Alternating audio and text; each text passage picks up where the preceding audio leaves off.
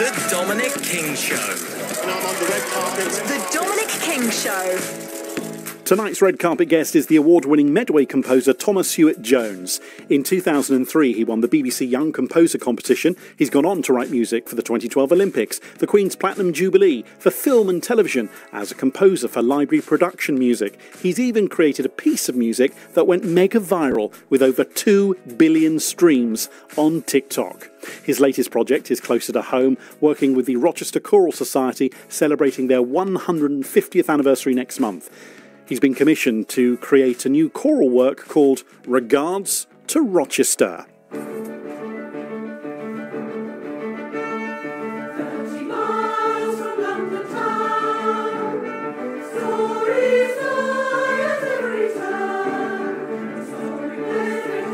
I mean, it's germinated over a whole year, basically. And I moved to Rochester with my wife 2 years ago, and we've just really met some incredible people, fallen in love with the history of the area.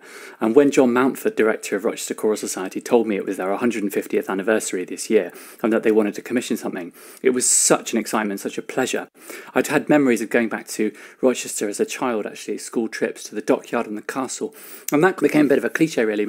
When I went to the archives of Medway and we decided that this was quite an exciting opportunity to tell the story of Medway and Rochester areas, which, of course, hasn't been told very much.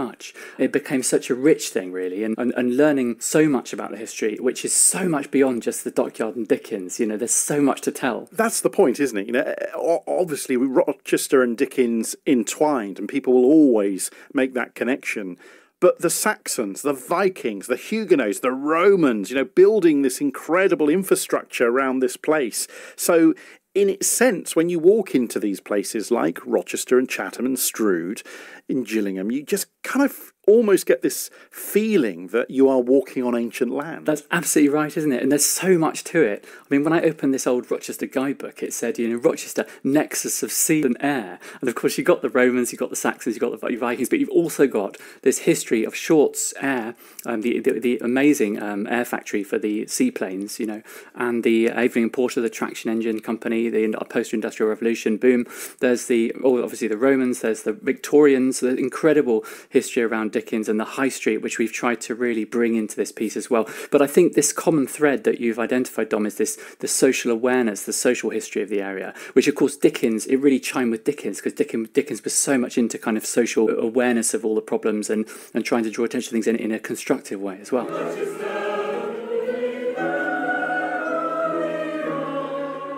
John Mountford, who's the director of music of the Rochester Choral Society, was looking to commission something for their 150th anniversary, and it all just kind of fell into place, really. I mean, it really was very fortuitous. I mean, we moved to Rochester literally because we needed a bit more space. You know, I've got a studio in one of our rooms in the house, and we were expecting a second child, and we just, I don't know, it just kind of fell into place. And John is so brilliant. I love the way he, you know, really brings out the best of the Choral Society, and I must say that Rochester Choral Society are just amazing. I mean, they are 150 years old this year. There's a line I actually put into the lyrics, the first best choral society, because of course the second oldest cathedral, second oldest school in the land, the King's School, and I really believe that the Rochester Choral Society are fantastic. They are, you know, not only very musically engaged, but they are just so keen with it, and they've got this, you know, genuine interest in the whole area. So it's so nice to draw all these strands together, you know, as a composer's perspective. This piece, which will get its premiere on the 18th of March at Rochester Cathedral, is this real sweeping melody that you created, a 10-movement piece, a sense of the story of the area, telling people how it kind of links together musically. I mean, music making in itself is always brilliant because you never quite know where it's going to go. But has it thrown up some surprises for you as a composer about what you've come to now?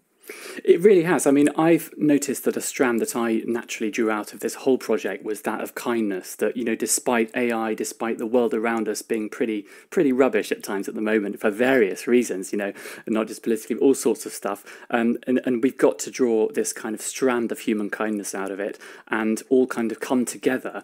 And I think the last movement of this piece, the 10th movement, is the Medway hymn, and the idea is that everyone sings together, and this is another thing, another theme really, I suppose, in my life, and I think in John's life as well, that music education is really important and that everyone should have access to free education, a wonderful music education, because it brings people together.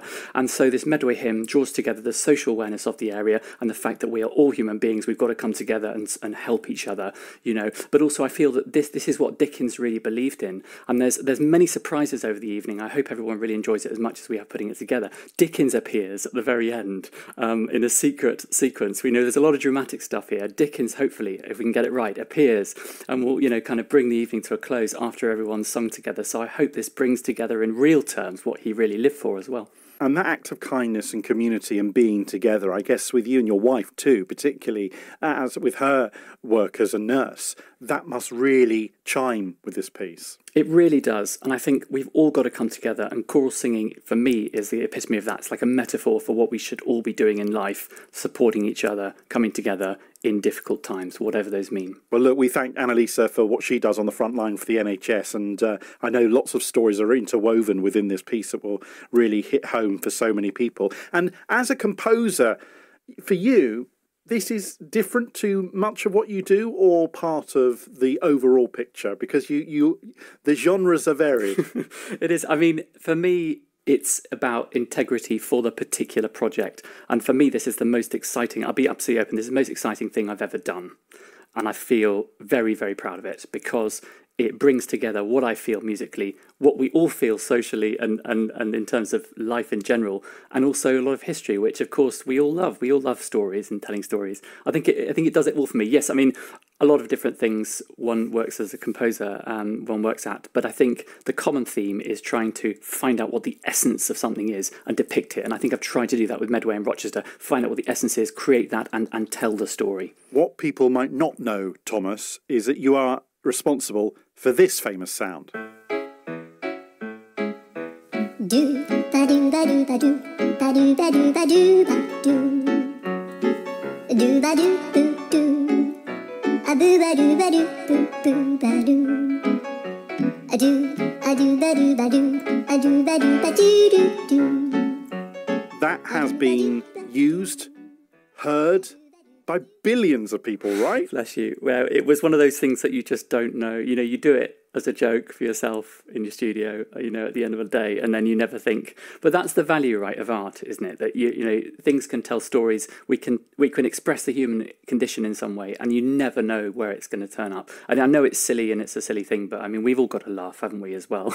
So how did Funny Song come about as a piece of music that is now used by TikTokers all over the world? It's crazy, isn't it? Well, it was just a bit of fun, really, in the studio. I mean, I've always enjoyed speeding up voices, slowing down, and playing around with sound frequencies and the fact that we all react to different frequencies in different ways. And the context, in a sense, to me, doesn't really matter. It's just, you know, how that transmits. And I was just mucking about one day, and then actually one of the publishers I work for and write music for were asking for funny tracks that were like, you know, vintage Odyssey, I think was their expression. And I sort of sent it in, you know, and it literally sat there since 2017. It just sat there for ages. And then suddenly, you know how things work on the internet, they just explode out of one's control.